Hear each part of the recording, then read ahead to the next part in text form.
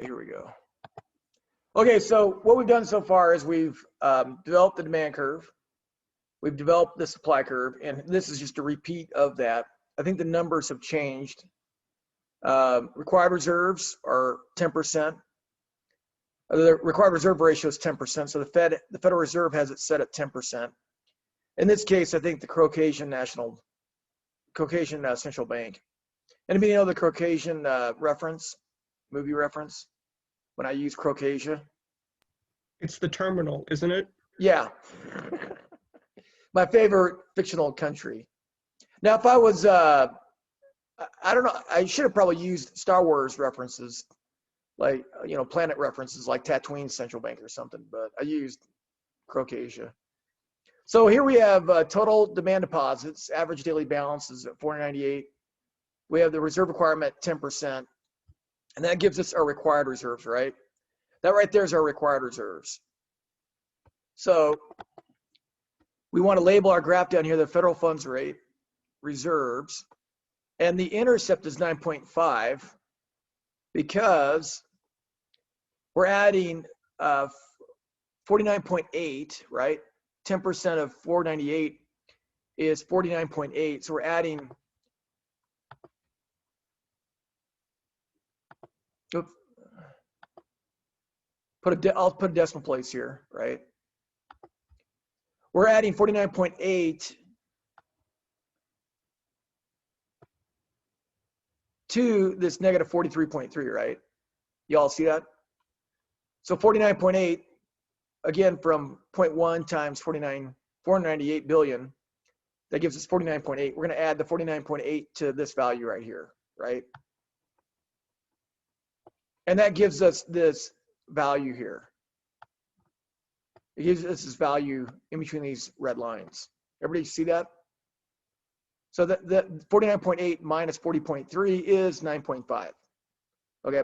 Again, as I've said before, the 40.3, the negative, the value doesn't matter, but the direction in which it changes matters, right? The value just allows me to place the line for demand at this point. That's what I use it for. It's part of a simulation. Okay. Let me go back here. And the slope is just the what I call the aversion to holding excess reserves. You could call it, it's a function of elasticity, right? So A is kind of like the elasticity.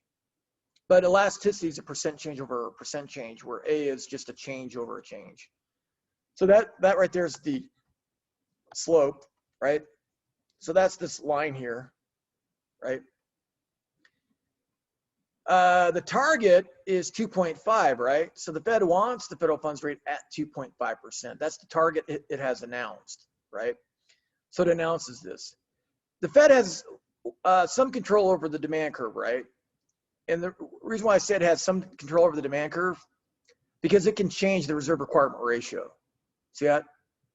Now, when it changes the reserve requirement ratio, it causes a shock, and banks get spooked because banks are in a perpetual state of bankruptcy. If it weren't for lender of last resort, the central bank being the preventer of crises, and FDIC, the effect on aversion to holding excess reserves would be a lot more, right? Because there's a lot of backstops in the banking system. So if it wasn't for those three interventions, banks would be even more spooked.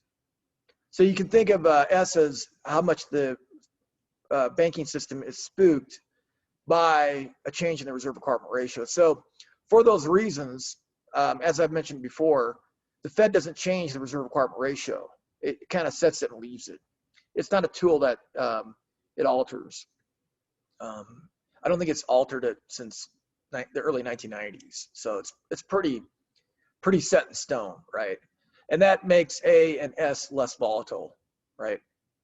Okay, so, but the Fed does dictate what the federal funds rate is, right? And this is what its target is. Now, if its target is 2.5, what must the discount rate be? What is its policy? What is the Fed's policy since 2003?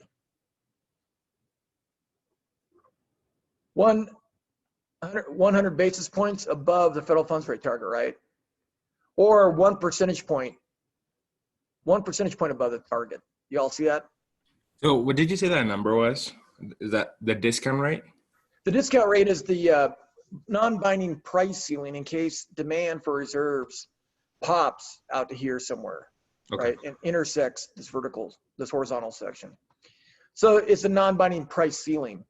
It's no longer a discount interest rate, right? The Fed changed that when it went from historical mode to what I called normal mode. And normal mode only lasted maybe, it lasted less than a decade. Yeah, I think it was in effect from 2003 to 2005. So it lasted about 5 years, right? I call it normal mode because this was the mode of operation when I was learning monetary policy. So I know it as normal. But if I would have learned all this stuff before 2003, what I call historical mode would have been normal mode. Which is interesting is what I call crisis mode, which we're going to learn about later. Crisis mode would be normal mode to you all, because that's the Federal Reserve system that you've been faced with or have observed. Okay, and then the quantity of reserves is just the total amount of reserves, right? And are any of these reserves borrowed? Any of those $1,400 billion in reserves borrowed? Anybody? Are they borrowed? No. Yeah, think about that. If your bank needs reserves, it can borrow at 3.5, or it can borrow at this lower rate, right, from other banks. So who are you going to borrow from if you need reserves? You're going to borrow at the higher rate from the Fed, or you're going to borrow from other banks at the lower rate? You're not going to borrow anything from the Fed, right? It's too high. The cost to borrow from the Fed is too high. So you borrow from other banks, right? So this is all non-borrowed reserves, reserves that were created with previous open market operations, whether the Fed was purchasing or selling, right? So this is these are non-borrowed reserves, zero borrowed reserves. So the quantity of reserves is really easy to get. It's just 1,400 because the demand curve intersects the supply curve on the vertical section, right? And the federal funds rate is equal to 2.5. The way we got that is we plug 1,400 into this line, right? So 1,400 times 0.005 looks like it's going to be about 7. Yeah, 7. And 9.5 minus 7 is 2.5. Now, so the equilibrium federal funds rate, the intersection of demand and supply, that equilibrium federal funds rate is equal to its target, right? So the Fed doesn't have to do anything here. Everything's good, right? Doesn't have to do an open market purchase, doesn't have to do an open market sale. You know, the funny thing is a lot of economists actually think the federal funds market still behaves like this, and it doesn't, because the Fed has a new tool, and we'll talk about that later. Okay, that's part one, right? In part two, we have the market for money. I don't like to use money market because money market is something completely different, right? You might buy money market mutual funds, right? I like to call it the market for money, right? And you can see that we're assuming the theory here is not post-Keynesian, it's neoclassical, monetarist, right? Because neoclassical monetarists believe the Fed controls the money. The only difference would be that this red line, think of this gray line, right? The red line would be a gray line. It'd be flat if we're in the post-Keynesian school. So the only difference would be that instead of being a vertical line at this point, the model be a flat line at that point, right?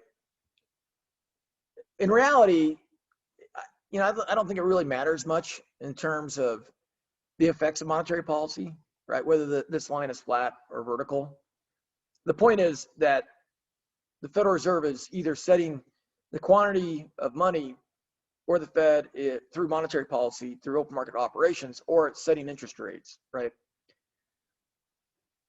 So that's the quantity of money.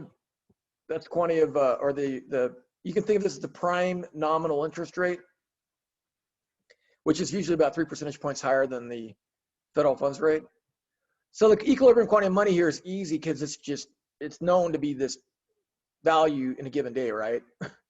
So this right here is the money supply, 2150,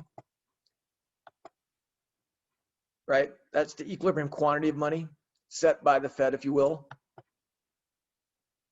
2150. And then find the prime nominal interest rate. In this case, it's 2.5, right? Or should be 2.78. Should be 2.78, right?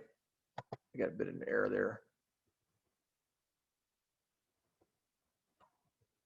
Yeah, this should be 2.78. I think I have a copy and paste error.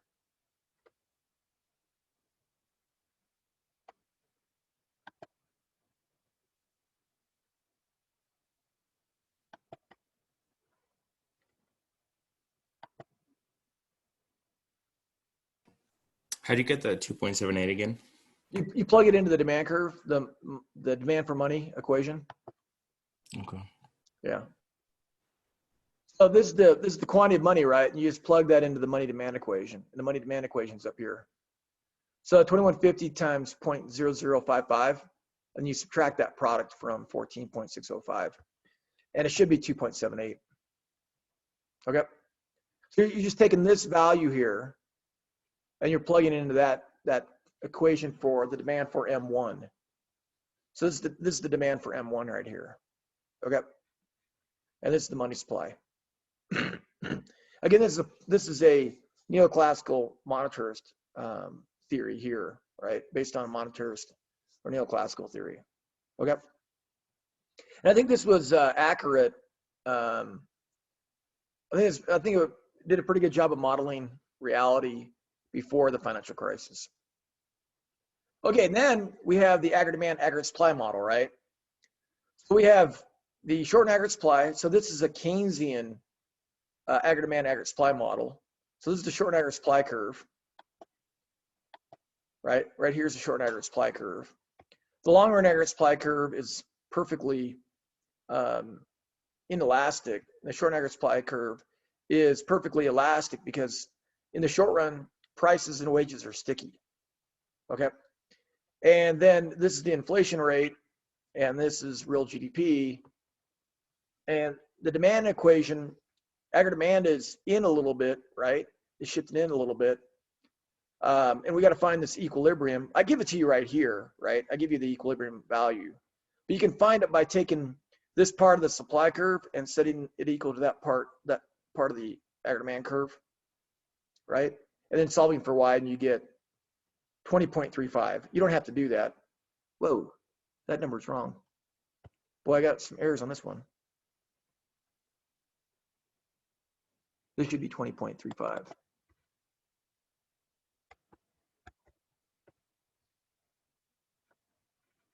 Good thing I wrote it and can edit it as I go. Okay, so the equilibrium GDP is 20.35 here, right? Now GDP is less than potential, right? So what does that mean about unemployment? What does that mean about unemployment? GDP is less than potential. Is unemployment too high, too low, or just right? Anybody? Too high. It's too high, right? So the Fed wants to act here, right? GDP is in a funk, a recessionary gap. 300-400 years ago, they called it an underconsumption glut, right? Or overproduction glut. And they, mercantilists would advocate the king build roads and bridges to close the gap because the mercantilists didn't want to lower their prices. Today, we call that Keynesian fiscal policy, right? Okay, so the output gap is negative 1.28, right? We got that from subtracting this from that, right? So GDP is less than potential, so the output gap is negative. The inflation rate is pretty easy to find because the inflation rate is just 2.28 here, right? The slope on GDP here is 0. And again, that means the short and aggregate supply curve is perfectly elastic. So the inflation rate is pretty easy to find. It's 2.28. Okay. And then the unemployment rate is greater than the natural rate of unemployment, and the economy is in a recessionary gap. And we've done this particular problem 4 or 5 times, I think, this semester, maybe even more, right? Any questions on that? So unemployment is too high. So what does the Fed want to do when unemployment is too high? How does it get aggregate demand to move to the right, to increase? How does it stimulate consumption or investment expenditures?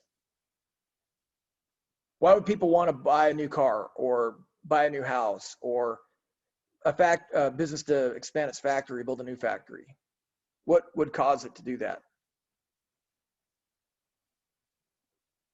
Are you going to buy a new car when your credit card interest rate or your interest rate is 20%? Or are you going to buy that new car when the interest rate is 1 or 2%? Going to lower interest rates, right? That's what the Fed's going to do here. The Democrats would generally like to cut government spending, increase government spending, where the Republicans are more likely to cut taxes, right, to stimulate aggregate demand. But in money and banking, the Republicans and Democrats are both in favor of the Fed lowering interest rates to stimulate aggregate demand, right, through greater investment expenditure and consumption. Okay? So this is how the Fed would do it in the past. This is the original demand curve, right? That's the original demand curve, right? And this is our original equilibrium, 2.5, right? So to close the above output gap, the Fed is going to conduct an open market purchase, right, to lower the federal funds rate. And maybe it's going to lower to a new target of 1.9. See that? So it's announced a new target of 1.9. Okay? So when we move from black to blue here, that's an open market purchase. When we move to the right, the Fed is putting money into the banking system, right? Y'all see that? The Fed is putting money into the banking system. How much money has it put into the banking system?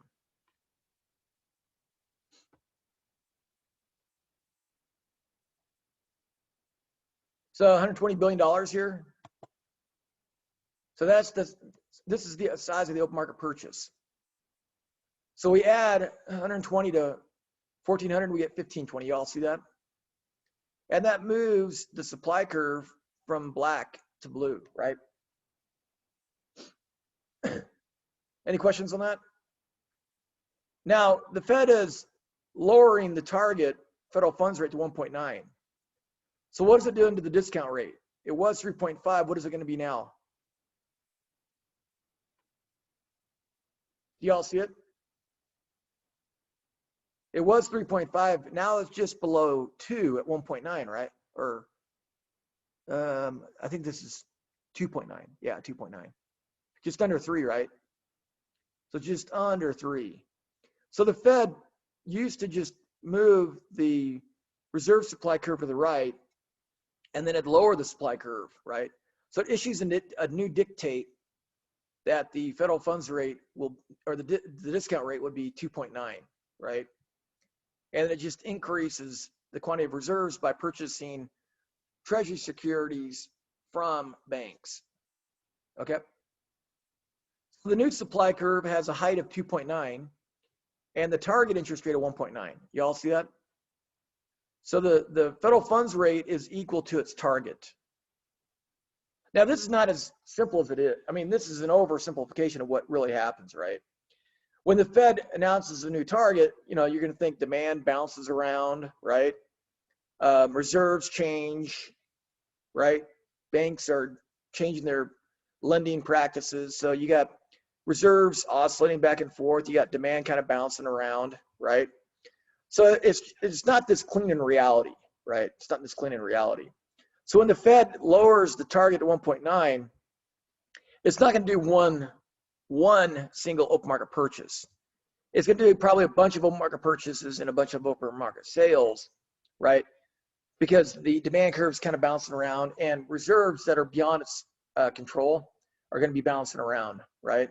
So it's got to do a bunch of purchases and a bunch of sales, mostly purchases, to stabilize the federal funds rate at 1.9. And that's all the job of the New York Fed. Okay. So the equilibrium now is 1520, right? That's just the new quantity of reserves that was increased by that single open market purchase. And the new federal funds rate equals 1.9. Again, this assumes that everything else is constant, right? There's no reaction to this lowering of the federal funds rate, which is not realistic, but you can't model something that complex. You have to model it more simply, right? Because you want to see essentially what the Fed does with an open market purchase. It does an open market purchase to increase reserves, and then interest rates come down, right? But I'm just telling you, it's not that clean in reality. Okay, now with the increase in reserves down here, right? Reserves increased by how much? How much did reserves increase by? 120 billion, right? Reserves increased by 120 billion.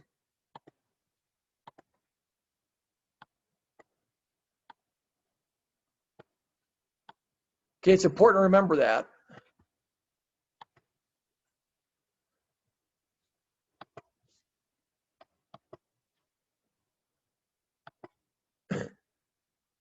Okay, so it increased reserves by 120 billion, right? The multiplier is 2.35, right? The multiplier is 2.35. What are we gonna do with that multiplier? We're gonna do the multiplier here. So there's that 120 billion, right? There's that 120 billion. We're gonna take the multiplier, right? The money multiplier, the M1 multiplier, and we're gonna multiply it. Hey, get that, we're gonna multiply it. We're gonna multiply the multiplier by the increase in reserves, the open market purchase, right? That gives us an increase in the money supply of $282 billion. Okay. Now, reserves was 2150, right? I think this was supposed to be 2.78, right? That's supposed to be 2.78.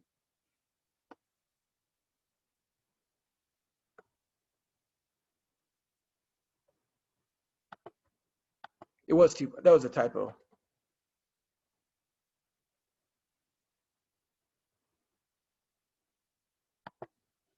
I have to go back.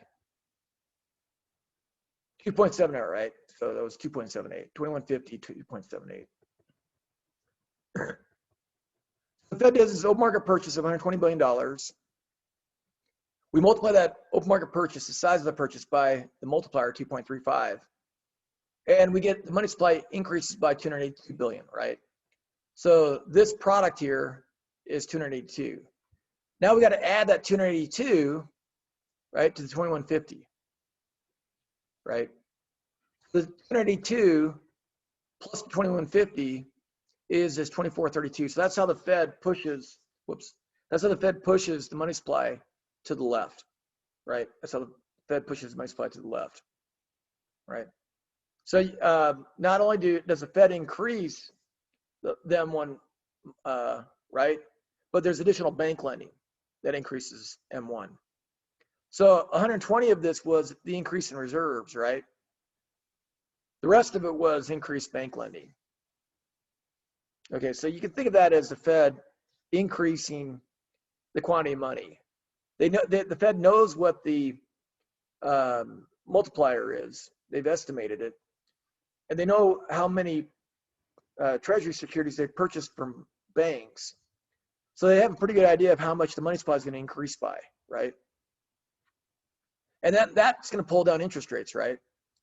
That's going to pull down. So our original money demand equation right here, our money demand equation is right there, right? So we're going to take this new 2432, this new level of M1. We're going to plug it into that money demand. So again, ceteris paribus, right? Ceteris paribus, we're holding everything else constant. And we get a new prime rate of 1.229.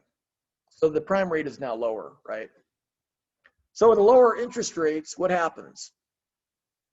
At a lower interest rate, we're going to stimulate aggregate demand, right? So, assuming monetary policy works as intended, it affects the Keynesian model of the macro economy, which is below.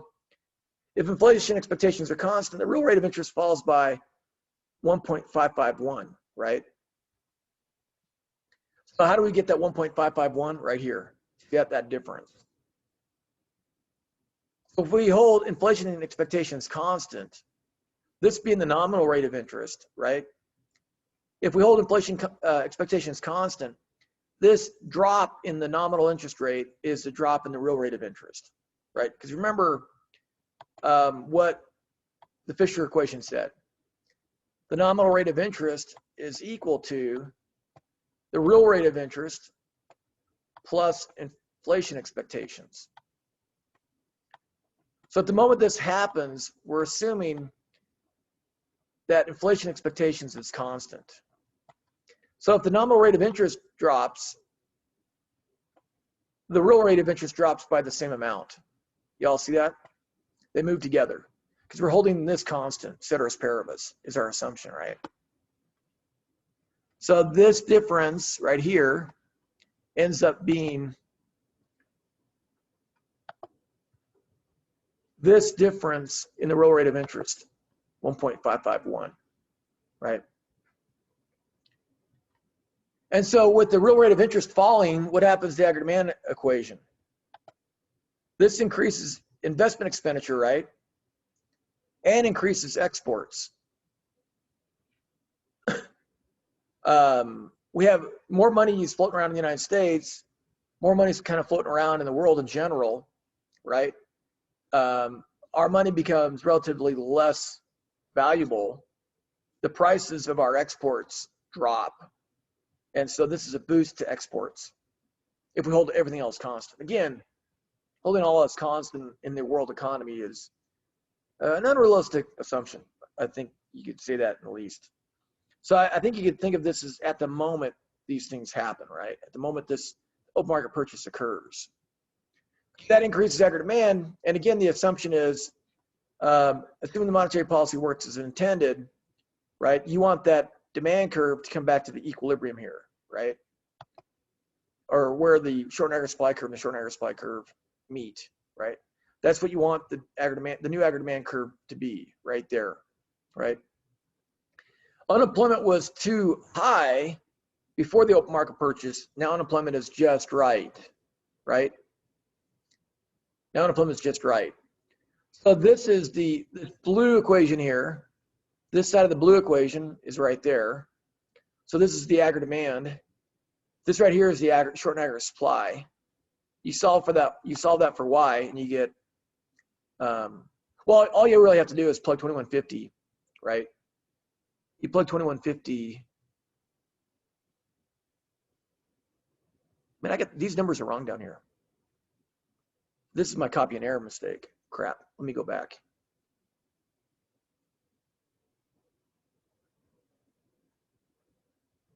I got this copy and paste error problem. This is what GDP was.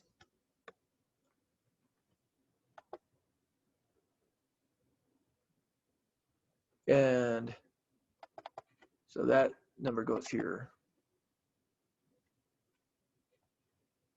And this should be 21.63.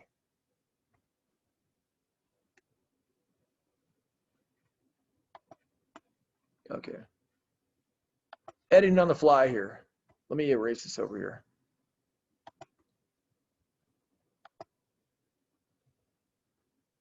Okay, so that right here, the 6.606 minus 2.28 divided by the 0.2 should be 2163, right? That's what it should be. Okay. Because aggregate demand is back to where it should be at the intersection of long-run aggregate supply and short-run aggregate supply. And at that intersection, potential GDP is 2163. Okay. It was 28.35, which is lower than 21.63, right? So unemployment was too low or too high, and now unemployment's just right. Okay. And when we plug 2163 into this demand equation, we should get 2.28, right? Because this point is on the short and aggregate supply curve. And the short and aggregate supply curve has zero slope and an intercept of 2.28. Okay. Real GDP increased, right? It went from 20.35 to 21.63. The inflation rate did not change, and the unemployment rate declined, right? Any questions on that? So that's how monetary policy was designed or was hoped to have worked between 2003 and 2008. It was a very short period of time. I refer to it as normal mode because that's when I learned it, right? That was in place when I was learning it. Any questions on question 1? We all good? So in your homework, you might get a problem where short and aggregate supply is sloping upward, right? You might get one where short and aggregate supply is sloping upward. Okay. In that case, inflation would have increased. If short and aggregate supply curve was upward sloping, then you would get real GDP increasing and inflation increasing. Okay. It looks very similar. I think the problem is the same setup, right? Exactly the same setup as it was before. We're going to take the 49.8, which is the product of this 10% reserve requirement and the average daily balances of checking accounts. We're going to multiply those two together to get 49.8. So required reserves right here is 49.8. We're going to subtract off 40.3 to get an intercept of 9.5. Remember that from the first question? So again, that's just multiplying these numbers right here, right? We're going to multiply this number by that number to get this number, right? And then we need to subtract the 40.3, right? Or add a negative 40.3 to 49.8. You everybody see how I got that? And then the final thing of the demand curve is this A value. This A value is the 0.005, right? It's the slope. It's like the elasticity, but elasticity is a percent change over a percent change. A is a change over a change, right? So if A goes up, the elasticity goes up. If A goes down, the elasticity goes down. Okay, so A is kind of a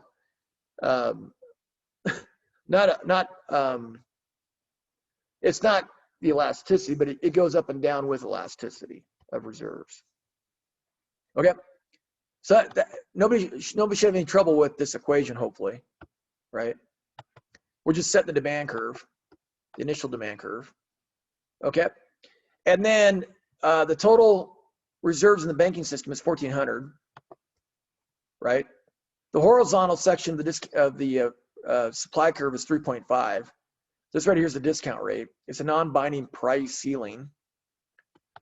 And then reserves is 1,400, right? And all of that is non-borrowed. There's no borrowed reserves, because if a bank has borrowed reserves, they don't want to borrow at 3.5. They can borrow from another bank at a lower interest rate, right? So they're gonna find other banks to lend them money at the lower federal funds rate to pay off those higher discount loans, those higher interest rate discount loans. Okay, and then to get the federal funds rate, the equilibrium federal funds rate, we just plug in the quantity of reserves, right? We plug in the quantity of reserves to the demand curve, and we get a federal funds rate equal to 2.5. Again, nothing shocking. This is the same initial condition as the previous problem. So all this should be pretty easy to do. And then the equilibrium federal funds rate is equal to its target, right? The equilibrium is 2.5 and the target is 2.5, right? So the target federal funds rate, whoa, that's a wrong thing. I need the highlighter. The target of the federal funds rate is 2.5. And the equilibrium interest rate in the federal funds market is 2.5. Okay, any questions on that? Again, review.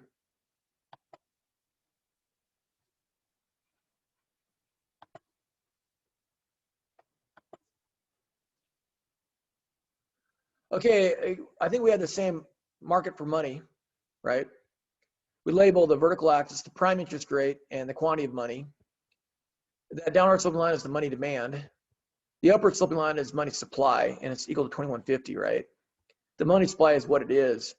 In a neoclassical monetarist view, it is what it is, whatever the Fed has set it at, right? The Fed determines it inside the model. So the equilibrium federal funds, or the equilibrium quantity of money is 2150, right? We plug that into the money demand equation, and we get a prime interest rate of 3. Okay. Is that different than we had before? I think it is different than we had before. Let's just double check.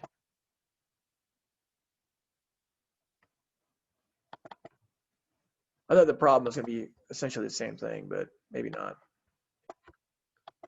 So we have, to calculate the prime interest rate, we have the 14.18 minus the 0.0052 times the quantity of money, 2150. And we do get 3. Okay. I think that's different than the previous problem.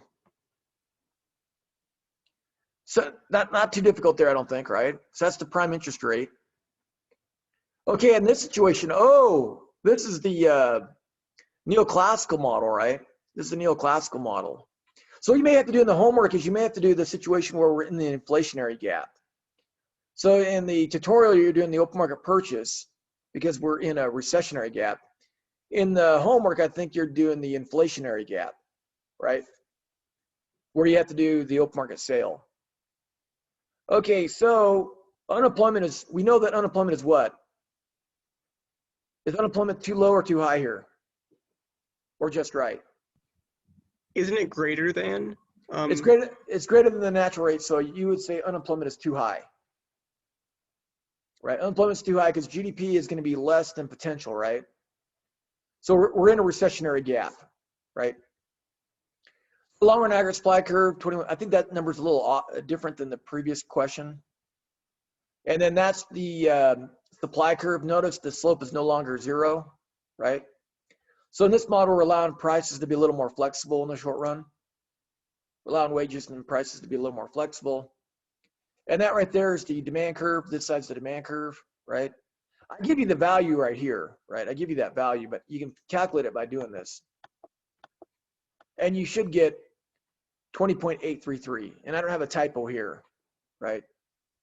And if you plug that value into the supply curve or the demand curve, you're gonna get the same inflation rate. You're gonna get 22.183. Okay, and you can plug that either into the demand curve or the supply curve, right? It doesn't matter which one you plug it into, and you get the same thing. It's a way to double check that you did it right. Okay. The output gap is negative 1.28, right? You take this difference. The GDP is less than potential, so the output gap is negative. The unemployment rate is greater than the natural rate of unemployment, and the economy is, again, in a recessionary gap. Only this time, we have short and aggregate supply curves sloping up, right? We have short and aggregate supply sloping up. So that's the difference. Again, what do we want to do? What does the Fed want to do in a situation where GDP is less than potential and unemployment is higher than the natural rate of unemployment? What does the Fed want to do? In normal mode. That existed for about 5 years. The Fed wants to do a what? The Fed wants to do an open market purchase, right? An OMP, right? I have a question actually. Yeah. Where did the Fed kind of come up with the idea of doing an open market purchase to such an extent, and just pump the economy with such money? Because it's kind of, it's like a banana republic idea almost of just the in which I agree. Yeah, well, the interesting thing is, this is what I learned about by reading about it. But this would assume that the economists or the people running the Fed in the 1920s hadn't read anything about John Law's Mississippi bubble in the when he was the first central banker of a European nation for the King of France. So this is why I think history is really important. When you're learning economics, history is really important. The history of economic thought is really important. So the way it goes is that after World War I, right, the branch banks, which were really independent, were really pretty independent. The 12 branch banks, the district banks, were pretty independent, right? And they were allowed to buy treasury securities individually, right? The banks were having trouble, these 12 district banks, one in San Francisco, ours is in San Francisco, were having trouble with income. So they decided, all of them kind of decided, because the war's over, right? The war's over, and their incomes are falling. So one way to increase their income was to buy a bunch of treasury securities. So all 12 district banks were buying up treasury securities, and they noticed an increase in the money supply, right? They observed an increase in the money supply. Now, if they were students of history, if they were students of economic history, they would know that, right? But they didn't, right? So they all kind of discovered this huge increase in money, in the supply of money. So that triggered them to form the FOMC in the early 1920s. And the FOMC then began telling them, it gave them monopoly power. It gave the New York Federal Reserve Bank monopoly power to conduct the open market operations in New York City on behalf of the Federal Reserve System, right?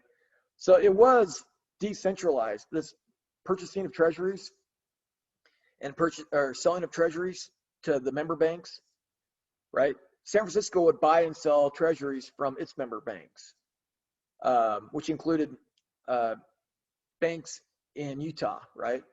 Chicago's Federal Reserve Bank would buy and sell securities from its member banks. But after all the, because it was like 12 banks doing it all at the same time. They purchased a bunch of securities, right? They purchased a bunch of securities from their individual member banks, and the Fed, the people at the Federal Reserve, noticed a huge increase in the quantity of money. Now, whether they discovered that by accident or they knew it, I don't know the truth on that. But if they knew history, they would know that that would have created more money, right? So when they discovered all these banks buying, all these Federal Reserve banks buying treasuries from their member banks, they decided to consolidate that effort by giving New York the monopoly power to buy and sell securities from, of course, I think mostly the powerful New York City banks, right? So that's when open market operations was first recognized as a monetary policy tool, right? So this goes back to the early 1920s. And this is the question I was posing to the Fed. They kind of like discovered open market operations by tripping over themselves, right? And then 80 years later, roughly 80, 90 years later, they discovered that, oh, if we set the discount rate above the federal funds rate, the banks won't seek discount loans anymore, right? They discovered markets work like in 2003 when they started setting the discount rate above the federal funds rate. And all along, the Fed didn't want banks in normal economic times to borrow from the Fed through the discount window. But they had the discount rate set below the federal funds rate, right? See the irony of this whole thing? So this is the point I was bringing up to that Minnesota Fed, right? That basically suggested the Fed had no idea about economics. And that's why that guy, I mean, I stood up and asked this question, and the guy was looking at me over his glasses because I interrupted his prepared remarks, right? And as soon as I got into my funny question, pointing out the irony that the economists at the Fed don't understand economics, he just continued to read his prepared remarks. He just kind of ignored everything I said or asked.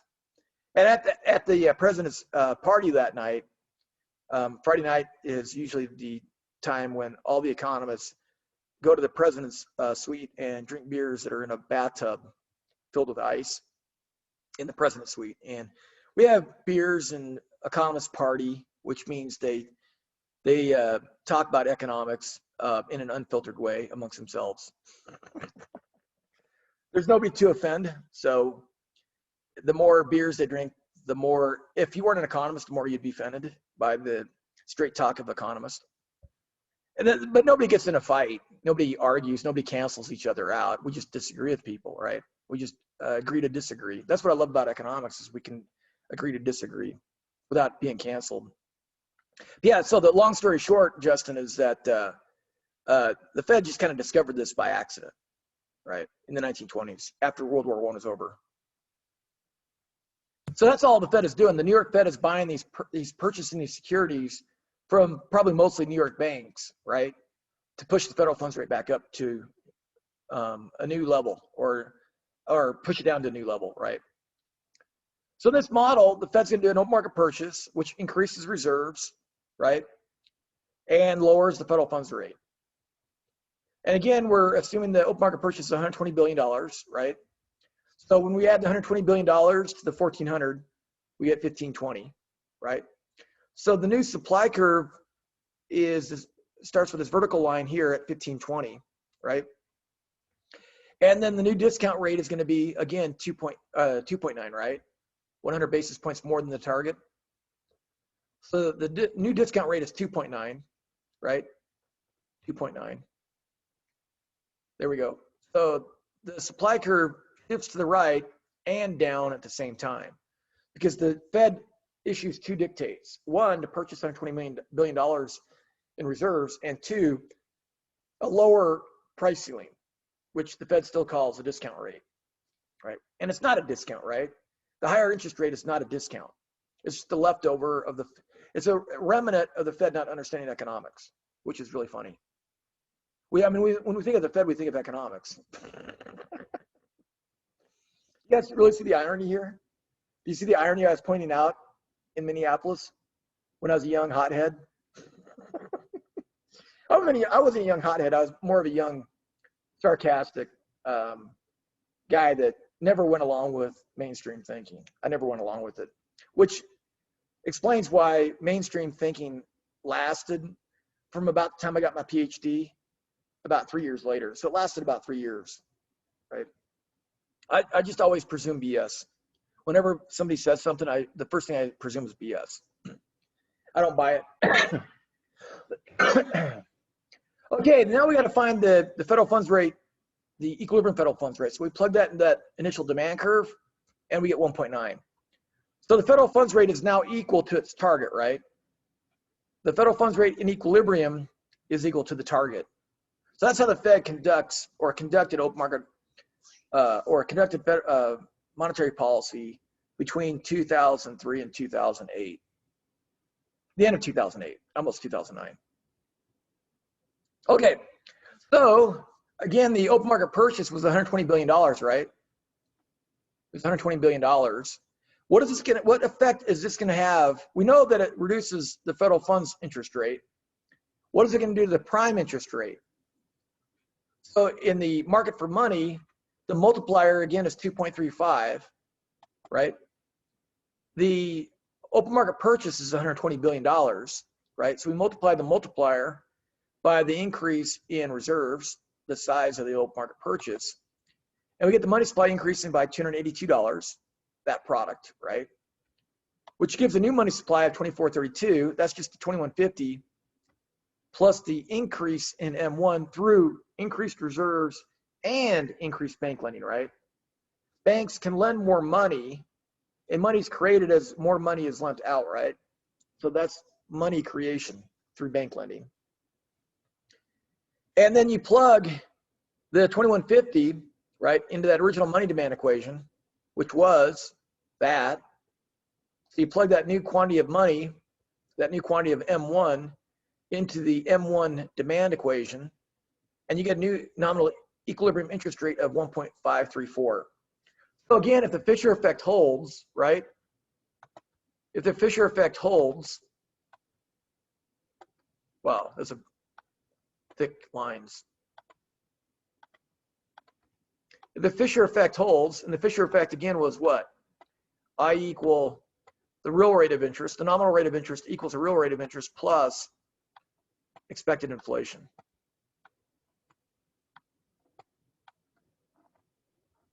So if we're holding expected inflation constant, which is it's a long shot, and the nominal rate of interest falls, right?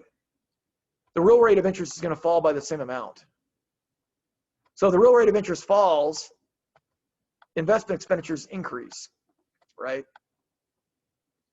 They increase via increased exports and increased exports increase, yeah, sorry.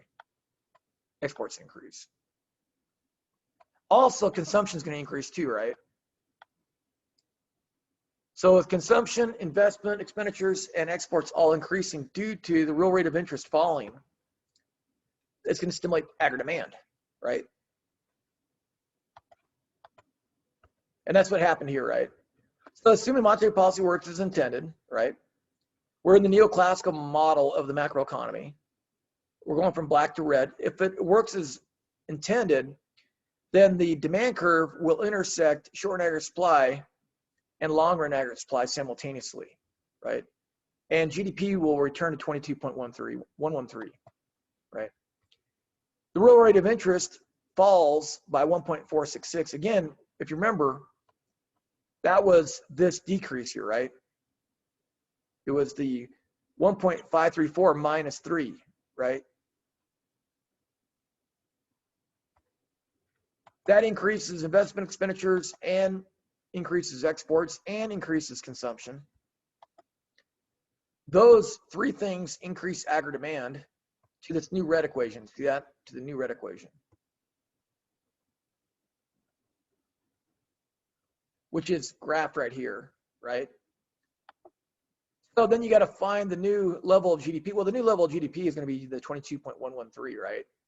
But if you set aggregate demand equal to aggregate supply, you end up getting that, right? So this right here will equal 22.113, all right?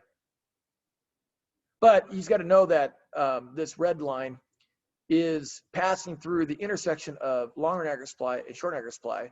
So it's going to be equal to 22.113. So you don't even have to do all this work, right? You can do it to verify it, right?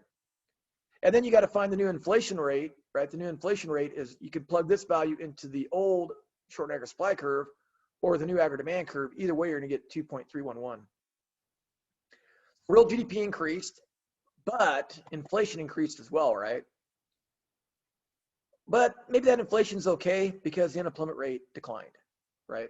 The unemployment rate is back to what it should have been, right? So that's the open market purchase in the classical model, the neoclassical model. And then question one was the open market purchase in the Keynesian model with neoclassical money supply. Okay. Any questions on that? Question three, plowing through.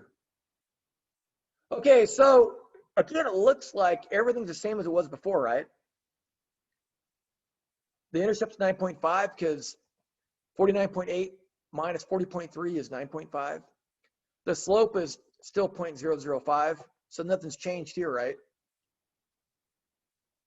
The federal funds interest rate target is 2.5.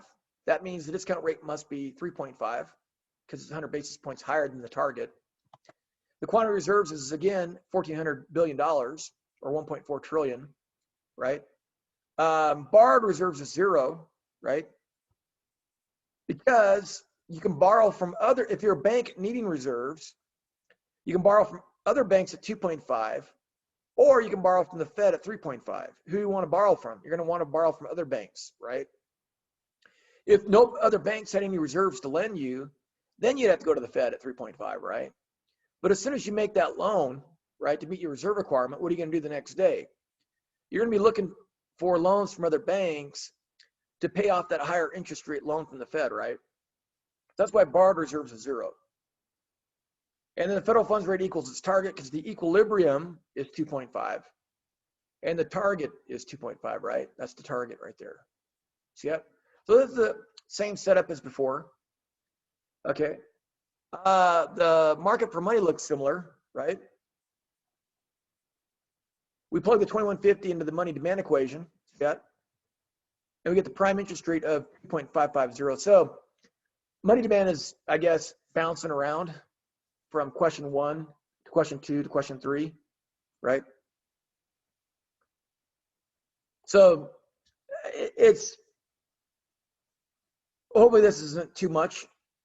It's lower than it was in question 2 and lower than it was in question 1, I believe, if I remember right. So we're letting the money demand kind of cycle a little bit, which is more realistic. Okay, what situation are we in here?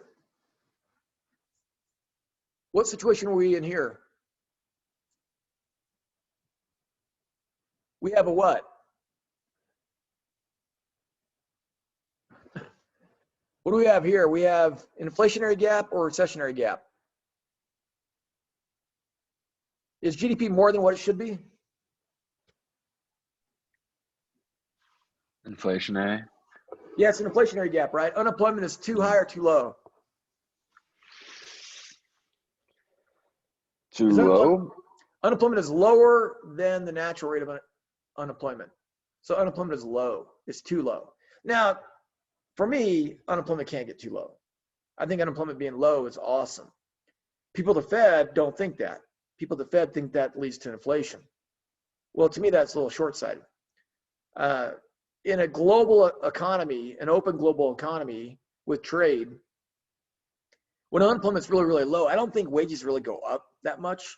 I don't think prices go up that much. I think wages might go up in the short run because firms are maybe having to pay overtime, or maybe they got to hire workers away from another company, right? But firms are in the business of cutting their costs. Look at McDonald's. McDonald's is aggressive at cutting its costs, right? So to me, this is just not realistic, thinking that this is going to cause inflation. To me, firms want to cut their costs. They're always looking at ways to cut their costs. And if wages are going up, what are firms going to be doing? They're going to be maybe innovating around those higher wages, right? Or they're going to be innovating around those higher energy prices, because energy prices get bid up too in this situation, right? Energy demand's high. Gas prices generally go up. People have extra income. They're traveling more. Airline tickets tend to go up. So firms are in the business of cutting cost, right? Firms that can't find ways to cut cost are going to end up going out of business. So they're going to be aggressive looking at different technologies. The companies like McDonald's and Walmart are going to be the companies that lead this innovation, because they are so good at cutting costs, right? McDonald's has cut costs with all kinds of innovations. The McFlurry spoon, filling up your own cups at the inside when you're dining in. Their drive-up lane technology is incredible. They got 3 drive-up windows. They got 2 drive-up lanes, right? They can get people in and out pretty fast, right? So when McDonald's sees wages going up because unemployment's too low, they're going to be looking for ways to cut costs. They're going to be looking for ways to innovate. And when they innovate, or when people feel that demand for that innovation, when entrepreneurs see there's a need, firms like McDonald's are looking for solutions, entrepreneurs will innovate. Maybe they'll invent self-cleaning bathrooms like a large dishwasher, right? Where every 5 minutes the thing shuts down and washes itself, which would be really cool in the age of COVID, right? Walk into a bathroom, it's not disgusting. And so when that innovation happens, long and aggregate supply, when those new factories are producing a new product, the long and aggregate supply curve moves to the right. So there's no need to worry about an inflationary gap, in my opinion, right? There's no need for it. So one group of economists just ignore this entrepreneurial spirit, right? They ignore it, or they don't understand it, right? Or maybe they want to ignore it because they want to advocate policies that will get them a job in a Republican or a Democratic administration, right? So they advocate for policies that will get them a job, because maybe they see themselves as advocates for the Democrats or advocates for the Republicans, right? Or advocates for the Fed. If they're an advocate for the Fed, they're more likely to get that job at the Fed, right? So, and maybe it's not ignorance, maybe it's intentional. But I don't see this as being a problem. I see this as a good thing. It's going to lead to more innovation.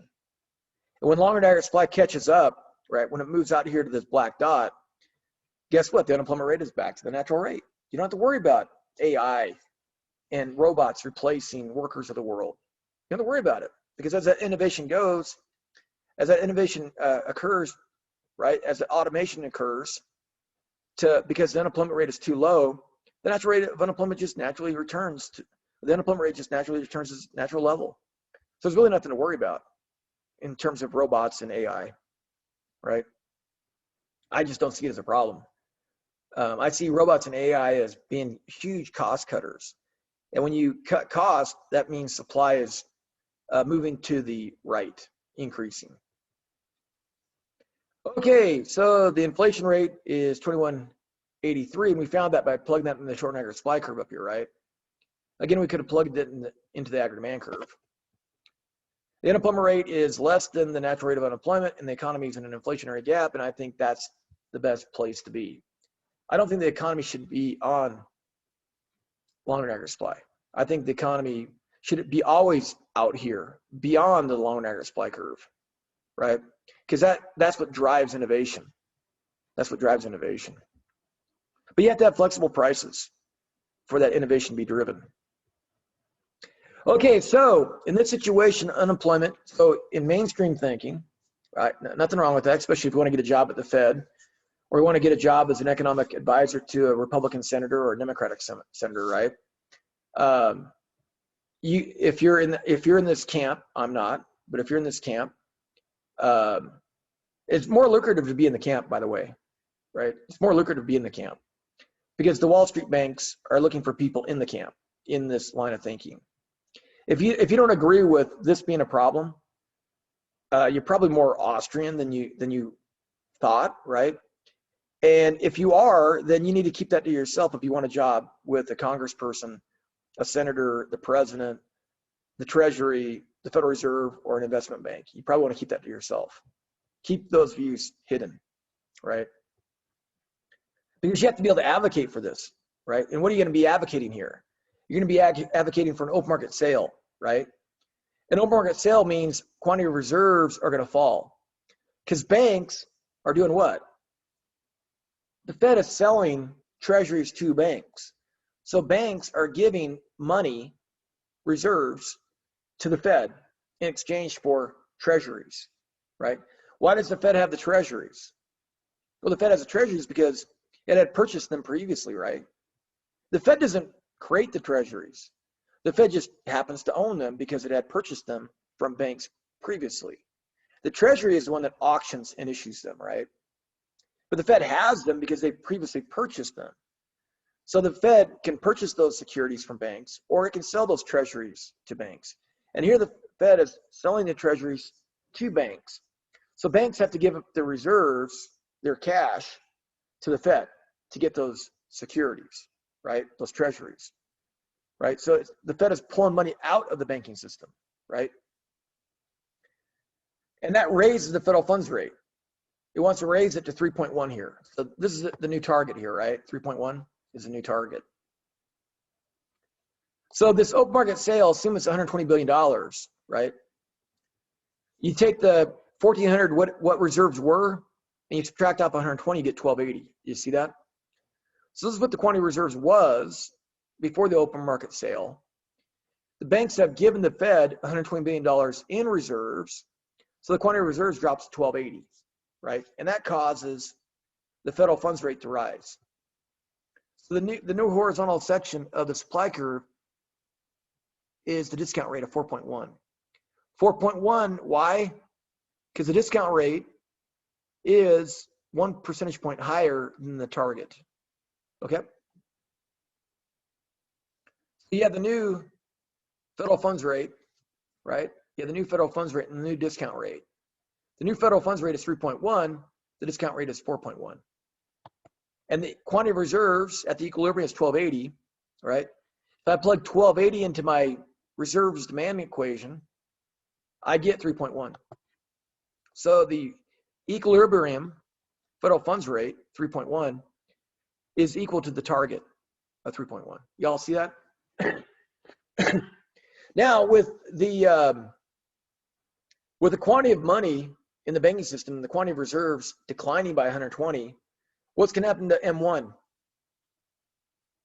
You multiply the multiplier, M1 multiplier, by the $120 billion in open market sale, right?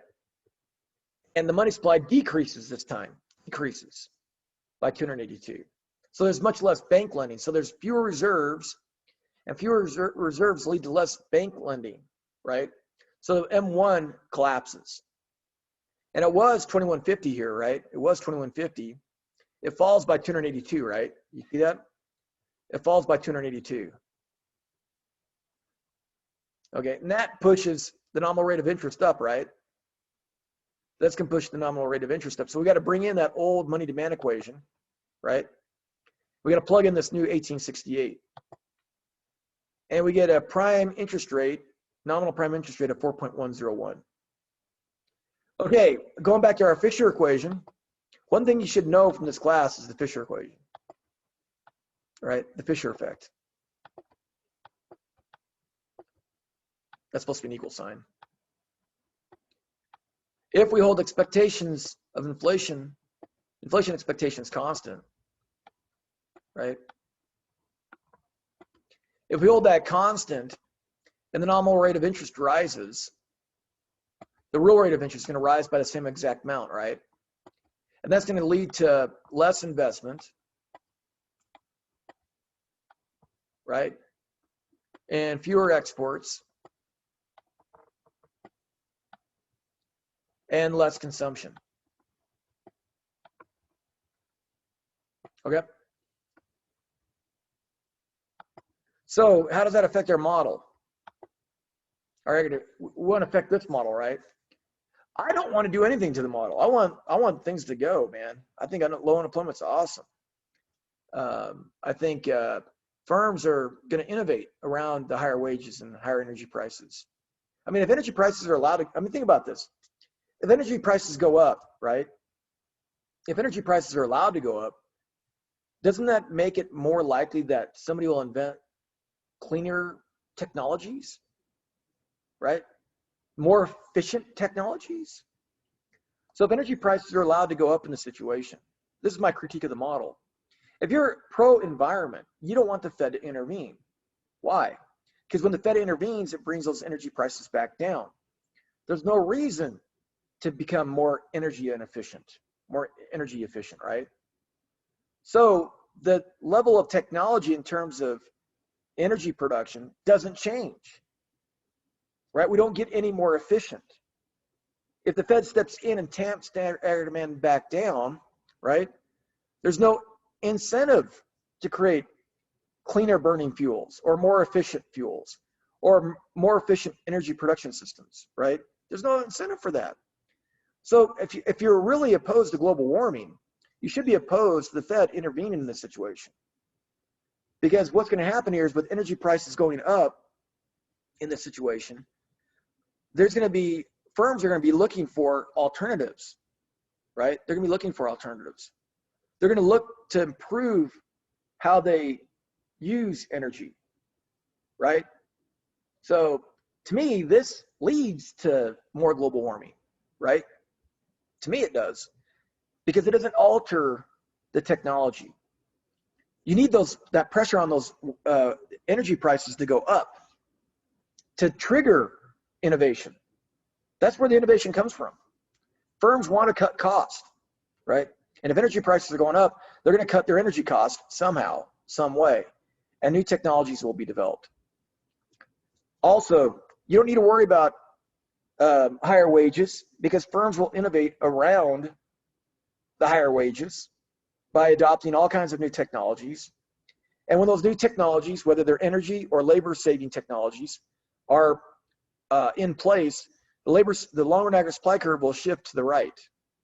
And now unemployment's back to the natural rate of unemployment, right? I didn't discover this stuff until after my PhD, until I started teaching macro principles.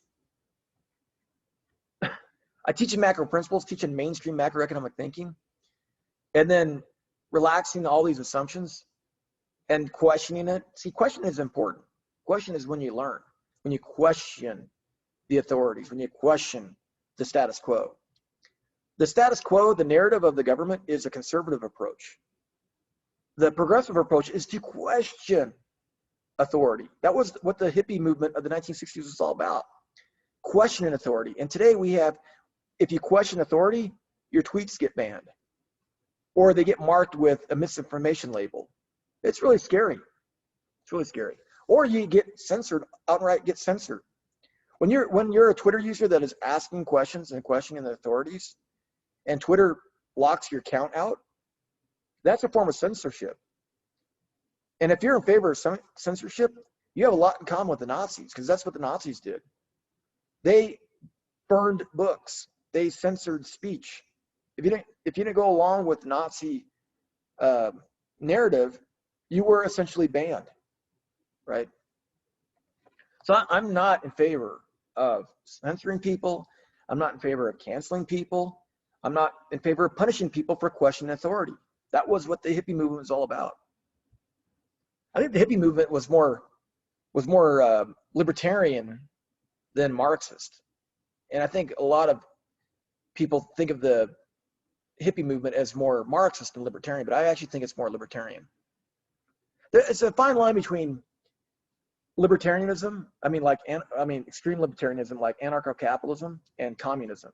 There's a fine line. One uses government force to force it. One allows people to choose it. One is total choice, one is total force. That's the difference. But I think in the end, the utopia that the Marxists look for, the utopia that the communists are looking for, is anarcho-capitalism. It's where there is no control, no central control. And people engage in commerce because everybody gains in trade, right? So it's kind of weird that I kind of think of total freedom and Marxism as a circle, right? As a circle, and they meet down here. But in order to get down here, the Marxists have to force it through the state. In order to get it down here, the libertarians have to encourage people to choose a system of anarcho-capitalism. But you'll never get there, right? Because people in power will never give up control. They'll never give up control. Now, if you think these are valid points and you want to work at the Fed or the Treasury or for a senator or for a congressperson, don't let them know that you think that. Trust me. It's better economically to go along with the narrative and then just kind of question it. Be like Turgot.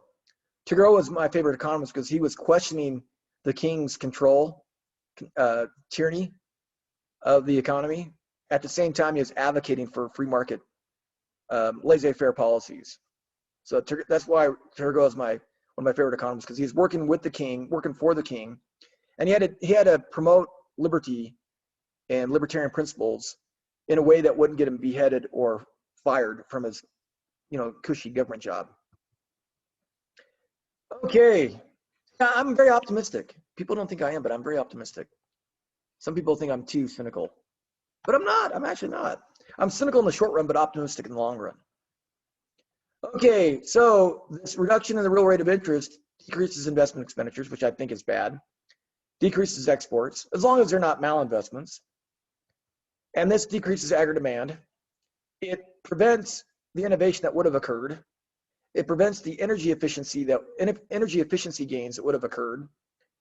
It prevents the new industries from forming. It prevents the wealth from rising for the top, but also for the bottom. And then you can find the new equilibrium. You can calculate it, but you don't need it because it's just potential GDP, right? Because this new aggregate demand curve passes through the point of intersection of the long-run aggregate supply curve and the short-run aggregate supply curve. So the new GDP level is just potential GDP.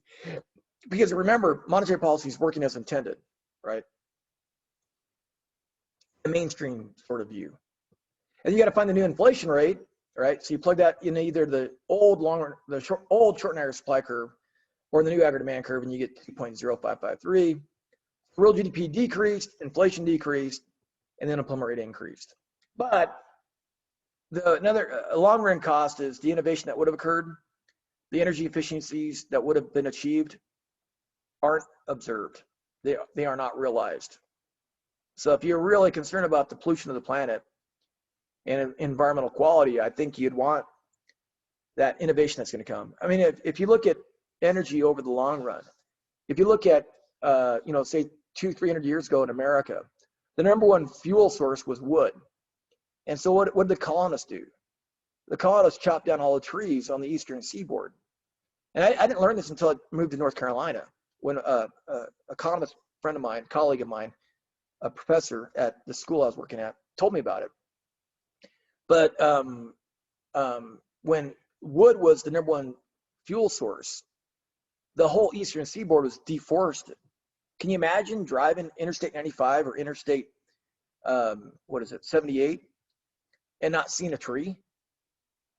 And the reason why the trees are back, one reason the trees are back is because of the discovery of crude oil in Pennsylvania.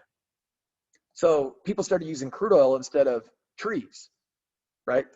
The thing is, crude oil is going to be eventually replaced by another fuel. Maybe it'll be replaced by hydrogen 3 or metallic hydrogen. I just read an article about metallic hydrogen being invented on the planet, and it's much more efficient and clean. I think the only byproducts of hydrogen fuel, whether metal or liquid hydrogen, is water. So innovation is coming. And I think the innovation would come quicker if governments weren't intervening and stopping these inflationary gaps. I think the inflationary gaps lead to innovation and increased energy efficiency. I think this is the last question here, right? Yeah, this is the last question. This is what you all know as normal mode. This is the mode that you know. I call it crisis mode. And the funny thing about it is the new federal funds market looks kind of twisted. And the more they intervene in this market, the more twisted it becomes, right? Without the discount rate, the Fed being the lender of last resort, this line would be vertical, right? So this is normal mode before the financial crisis, right? And the reserve requirement ratio is set at 10%. The average daily balance is 465, right? So required reserves is 46.5. We take 46.5 and we subtract off 41 to get the intercept of 5.5. So this demand curve for reserves is really kind of collapsed inward, right? It's kind of collapsed in. Right before the financial crisis, it's kind of collapsed in. And then the slope is 0.05. So that's just this value here. Again, the slope is the change in interest rates or change in quantity over the change in, or you can think of it as the inverse of the elasticity, I think, if you will. It's a change in the federal funds rate over the change in reserves, where the elasticity is the percent change in reserves over the percent change in the federal funds rate. So I made a mistake earlier. It's actually kind of like the inverse, right? It's like the inverse of the elasticity, but in levels, not percents. Okay. So in January 2003, the Fed implemented its penalty discount rate policy. Penalty discount rate policy is kind of newspeak. It's really, they changed the discount rate from a discount rate to a non-binding price ceiling, right? So they should call it, the Fed changed the discount rate to a non-binding price ceiling, right? So under this policy, the Fed sets the discount rate 100 basis points above its target for the federal funds rate. The Fed sets its target for the federal funds rate at 2.9. The discount rate will be 3.9. We know that, right? We know that part. And then the quantity of reserves is $52.08 billion. So that puts us right there on the supply curve. So this right here is the quantity of reserves, and all those reserves are non-borrowed. None of them are borrowed at this point. And then the supply curve turns right at the discount rate. And then the federal funds rate in equilibrium is this intersection point. So the reason why this is all non-borrowed is because banks can borrow from other banks at a lower interest rate than they can from the Fed. So if they borrowed from the Fed, they'd be paying 3.9. If they can pay off those loans immediately with loans from other banks, they're only paying 2.9. So that's why borrowed reserves is 0. Okay. Equilibrium quantity is 52.08. You plug the 52.08 into the demand for federal funds, and you get the federal funds rate of 2.9. And that 2.9 is equal to the Fed's target, right? The equilibrium interest rate is equal to the target of 2.9, right? The discount rate is 3.9. Required reserves is 46.5, and that's because we calculated that to get this value of 5.5, right? We take the 46.5 times 10%, and we get 46.5. Now, the excess reserves here, it's really important to talk about excess reserves here, because excess reserves are the difference between total reserves and required reserves. So excess reserves is only 5.58. Before the financial crisis, excess reserves were essentially zero relative to required reserves. That's not the case here. I mean, they're a little more than 10% of required reserves. They're actually a smaller percentage of required reserves before the financial crisis. But, it's the best I can do with my model, right? Okay, then what happened? What happened here? We have the same demand curve, right? Same demand curve, so ceteris paribus. Same demand curve. Wait, Hal, I have a question. Yeah. So on our on the tutorial that we have, there's a set of questions that don't appear on the PowerPoint. Oh, there is? Yeah. Oh, okay, let me see. I must have modified the tutorial. Tutorial 7? Yeah. Okay. Oh, okay. These are the questions here, right? Yes. Okay, so let me, I must have added that for more context. Let me just add it to my PowerPoint. And then you got answers down here, right? Choices down there? Okay, good.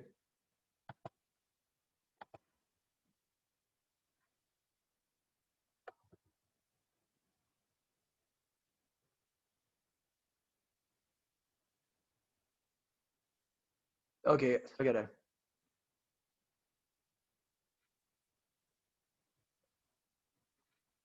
Okay, so let me make this look like it's, there we go. I'll just have it up here.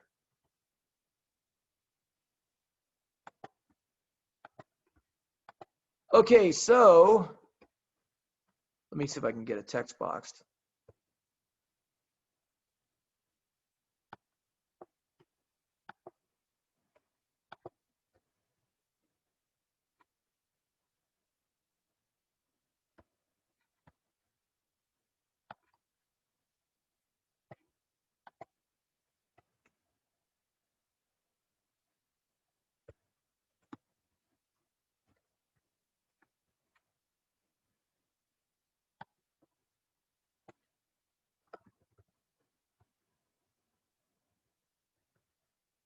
Okay, so I guess we're gonna fill this in. Insert or modify. I gotta change the color.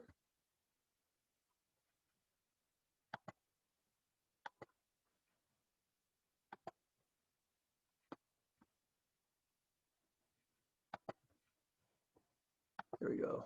No fill. Okay, good. Okay, so when reserves demand crosses the vertical section of the reserve supply, so I need to probably move this up.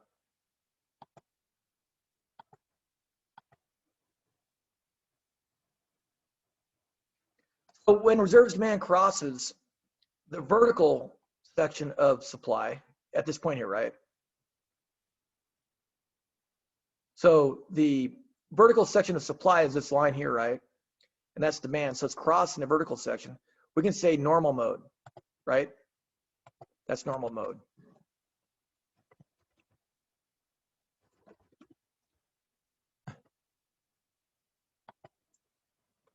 And then if the Fed wishes to decrease interest rates in this mode, it shifts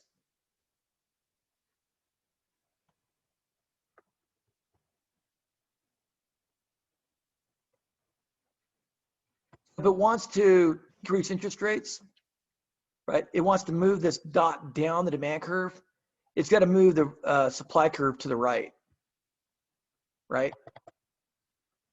That's what we learned in open market purchases, right?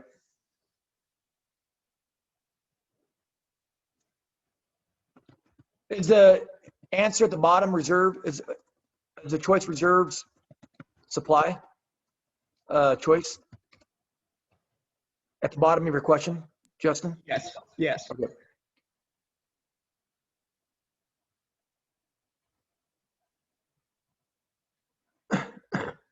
And I think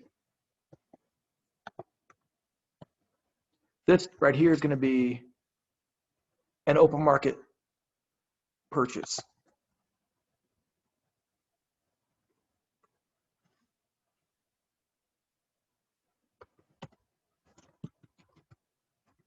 Or OMS. Is OMS on the list? Or OMP?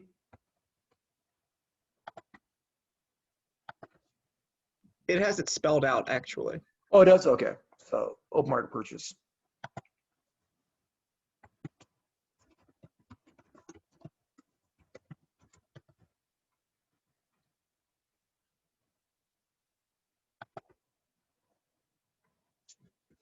Okay, if the Fed wishes to decrease interest rates in this mode, it shifts reserve supply. Is reserve supply one thing? Yes. Yeah, reserve supply. Okay.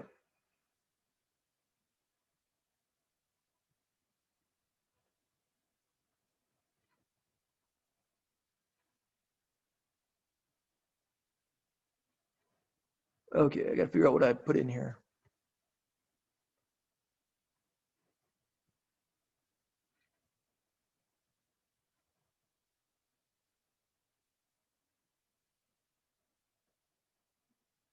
By buying securities from banks.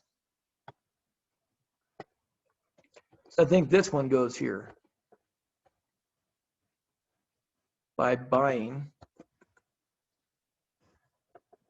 securities from banks. There we go. Yeah. So by buying securities from banks goes there.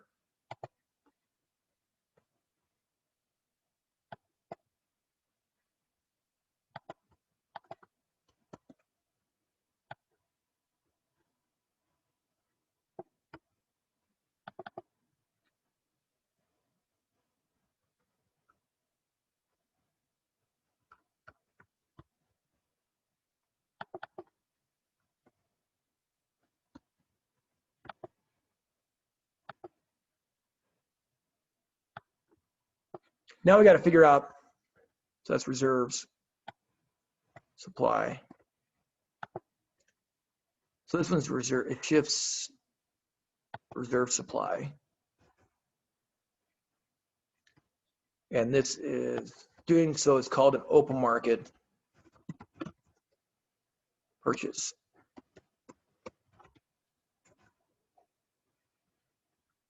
And this was normal mode.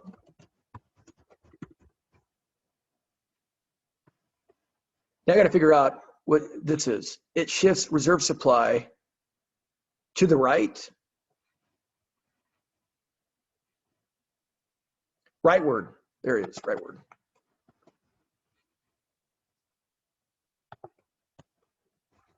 I think we got it. There we go, rightward. Cool.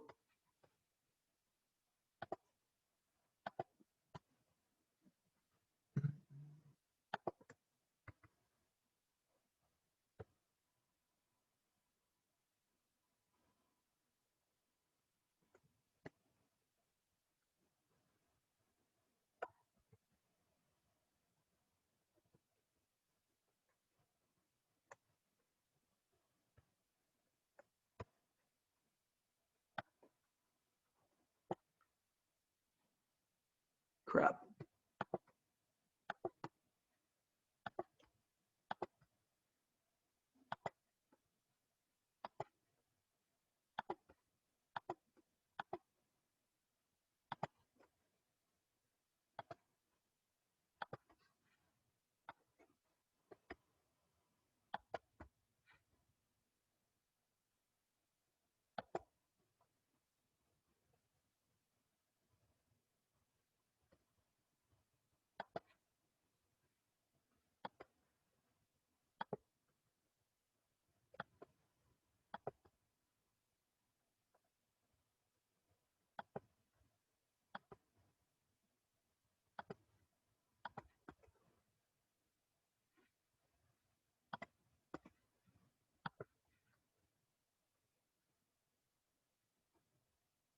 Okay, I'm almost done editing. I'll have to reload this one, right? 13, 14. So 15 needs to go last.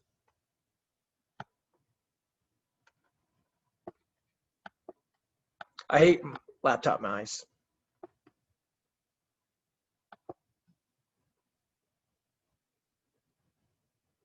Okay, good. Okay, there we go. I'll make sure I update. I'll save the new one up there.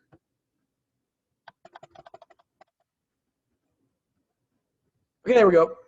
When reserves demand crowds the vertical section of the reserve supply curve, the federal funds market is in normal mode. The Fed wishes to decrease interest rates in this mode. It shifts reserve supply rightward by buying securities from banks. Doing so is called an open market purchase. Is that cool? We're all good? I'm a little anal retentive here, so pardon me for a second.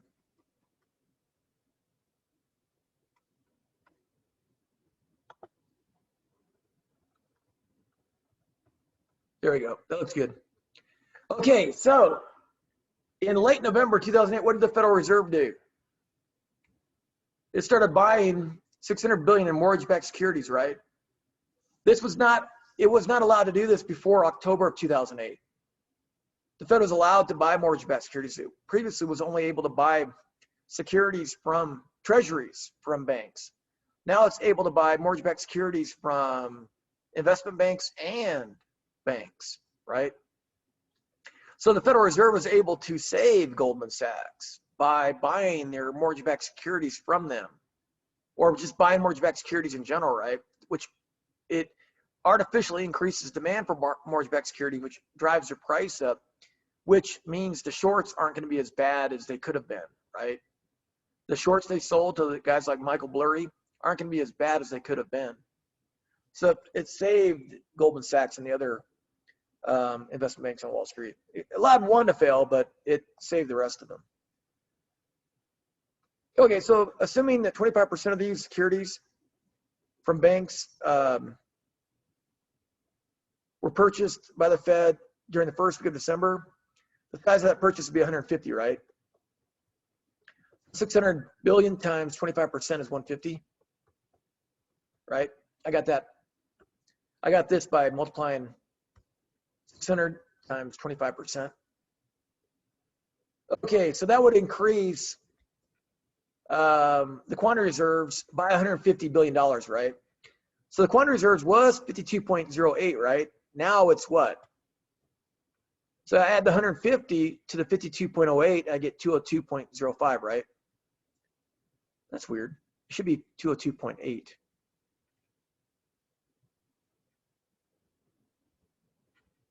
Yeah, it should be 202.8. 08. Typo, sorry. Yeah, so we're just adding the 150 right here to the 52.08, we get 202.08. Okay? And that's the new quantity of reserves, right? That's the new quantity of reserves. So if the Fed doesn't do anything else, what's going to happen to the federal funds rate? The Fed does nothing else, what's going to happen to the federal funds rate? It's going to be a negative 4.6, right? You all see that? So to prevent interest rates from going negative, what does the Fed have to do? Congress gave it the right to impose a price floor. And the price floor is called interest on reserves. Okay.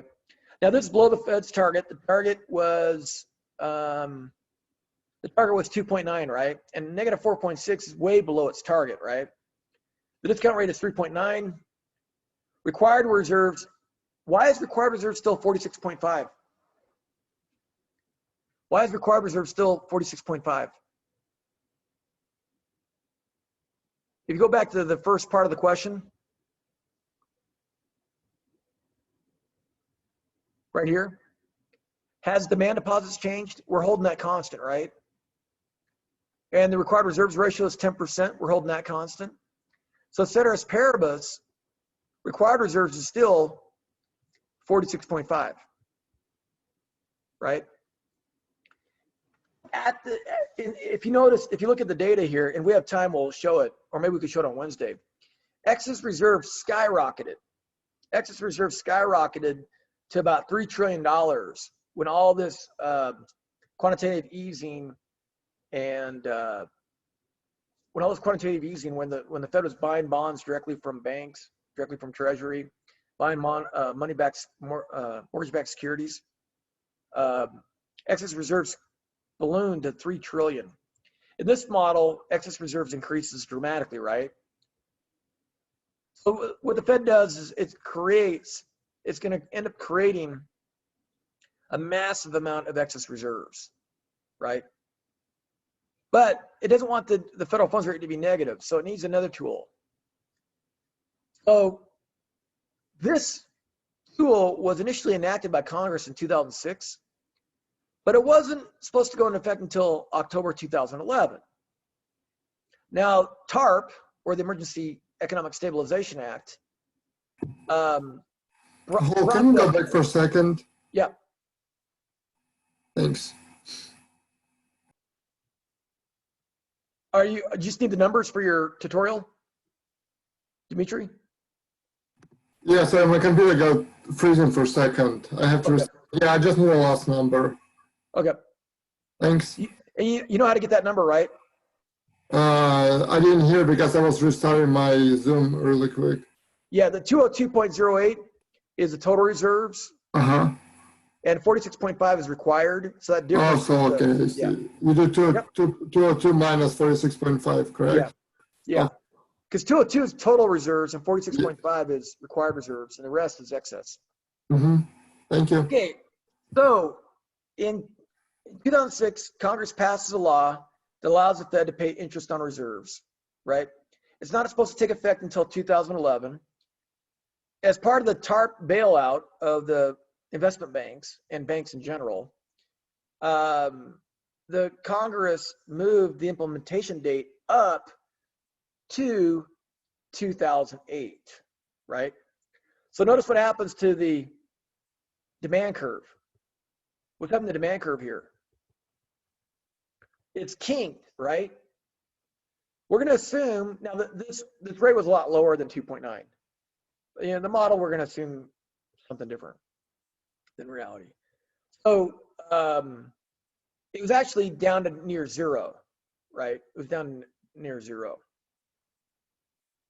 Okay, so the Fed sets this interest rate that it pays on reserves at 2.9%. Okay, so that kinks the demand curve at 2.9. Y'all see that? So the reason why it's a blue line is because interest on reserves ends up being a price floor on reserves. It's a price floor, a binding price floor, right? Because banks with excess reserves would rather lend these reserves to the Fed at this rate than to other banks at the equilibrium federal funds rate. And remember, the equilibrium federal funds rate was negative 4.6, right? You can lend to other banks at negative 4.6, or you can lend to the Fed at what? 2.9. Who are you going to lend to? You're going to lend to the Fed, right? You're not going to lend to other banks at negative 4.6. So it kinks reserves demand, right? Kinks reserves demand. Okay, now the new equilibrium quantity of reserves is still 202. Well, it should be 202.05. Right, or 08, sorry. So Hal, it looks like there's another missing part of the PowerPoint. Okay, Yep. I'll get to it, yeah. No worries. Yeah. Okay, so the quantity of reserves is 202.08 still, right? So this price floor doesn't do anything.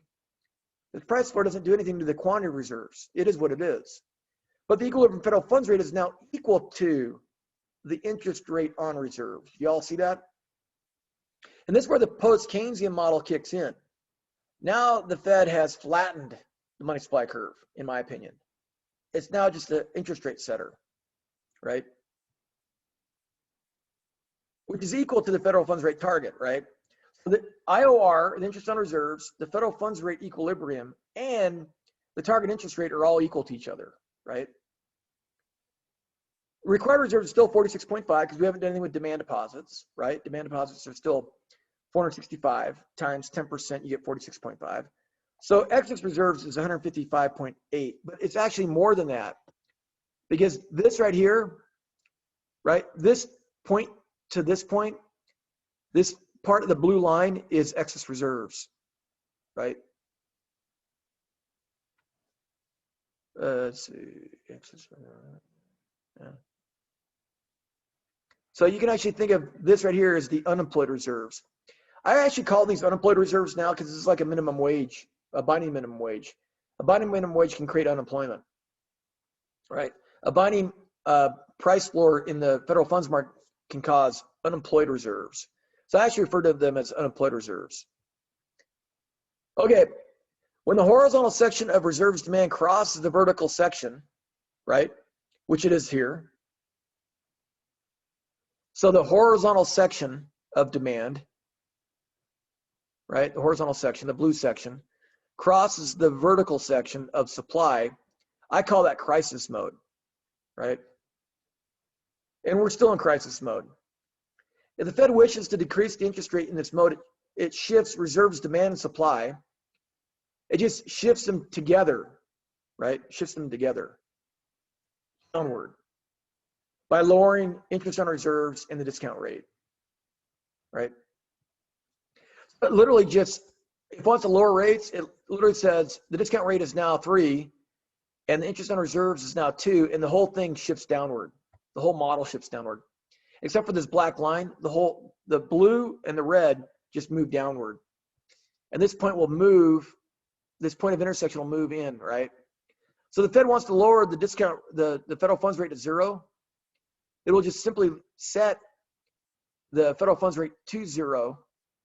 And then the blue line will extend from this, about this point on, right? And the black line will come down here. The red line will kink at 1, right?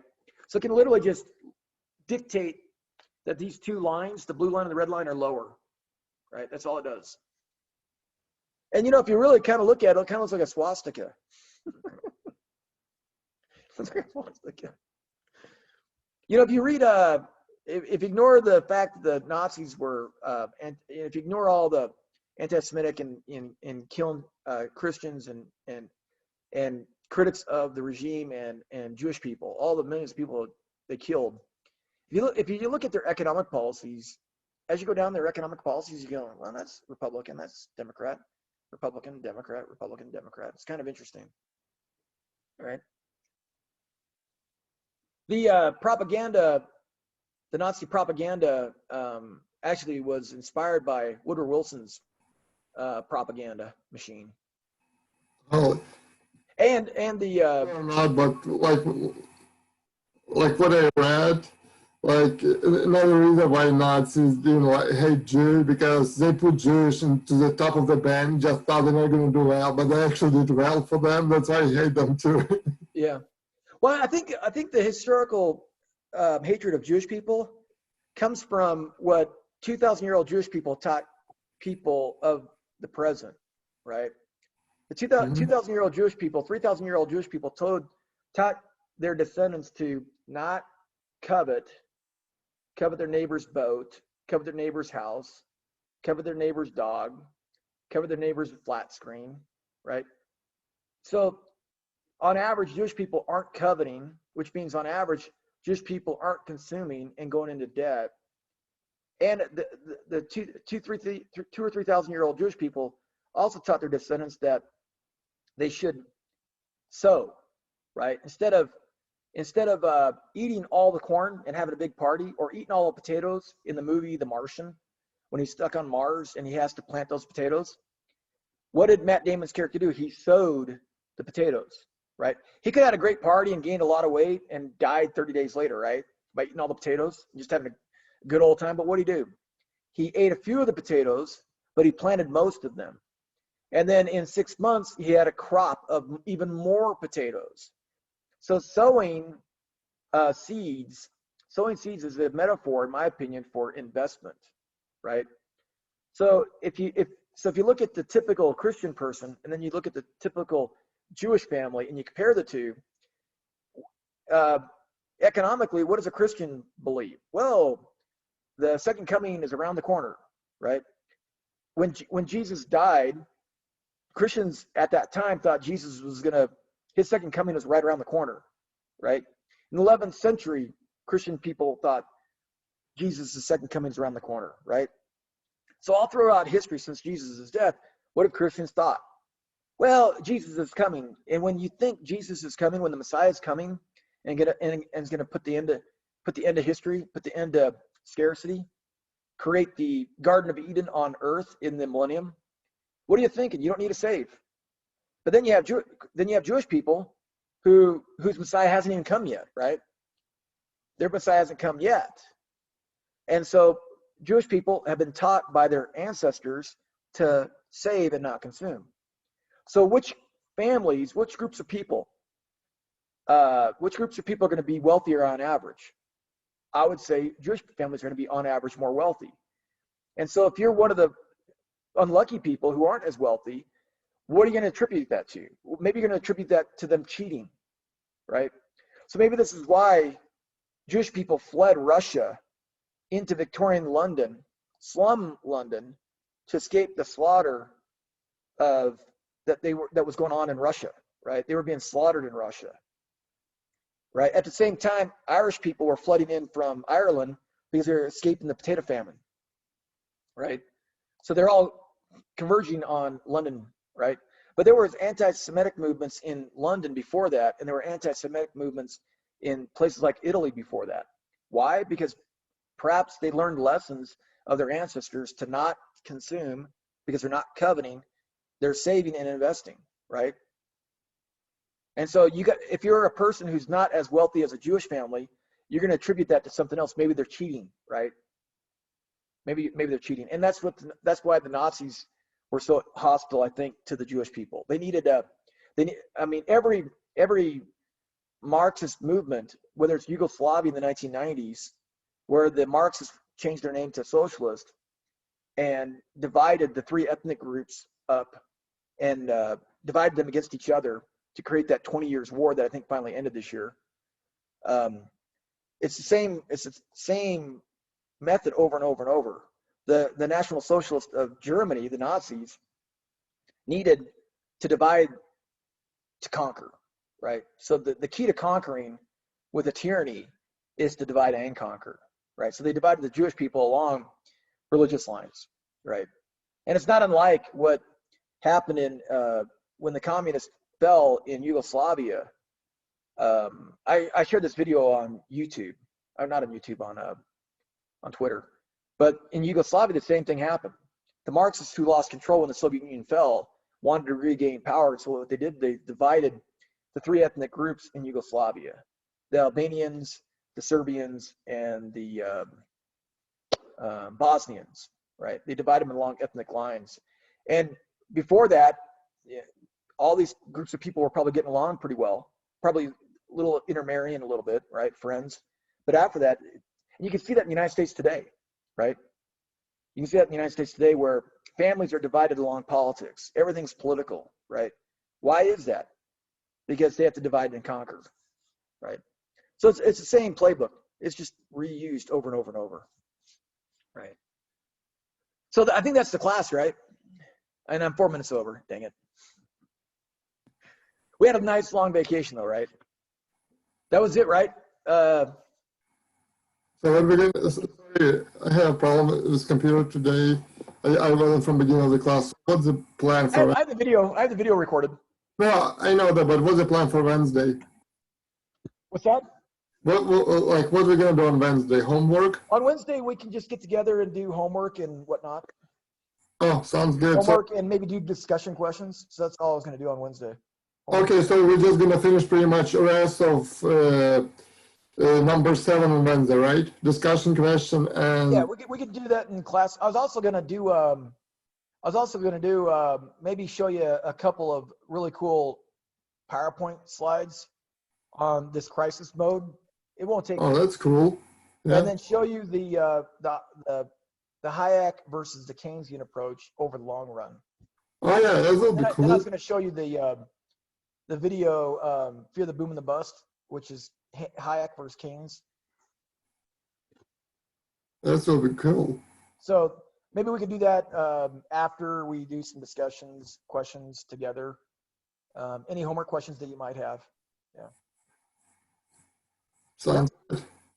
I'll post the video as soon as I'm done with the Zoom chat. Okay. Yep, sounds great. Any other questions from anybody? No, thank you, Hal. Cool. All Thank right. you, You guys Hal. have a great couple days. We'll see you on Wednesday. Thanks, you too. Thanks, Al.